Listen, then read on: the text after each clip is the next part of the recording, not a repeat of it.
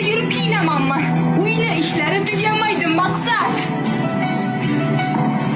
Sen bilan gaplashgim kelmayapti. Albatta gaplashgim kelmaydi, albatta. Men qiziq emasman-ku senga. Bilasanmi nega? Sababi sen alohida rivojlanib ketgansan. Meni bu oshxonaga qamading-da.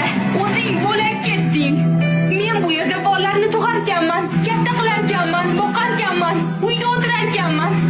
Sen bo'lsang yurasan, kimni ko'rsang quchoqlashib. Ularga uylanayotganingizda ularga va'dalar berasizlar. Keyin ayol kishi homilador bo'lib qiynalib yuradi. Keyin farzand ko'rib bolaga qaraydi, yediradi, ichiradi, kasal bo'lsa g'amxo'rlik qiladi. Buning uchun sog'lig'ini, yoshligini sarflaydi.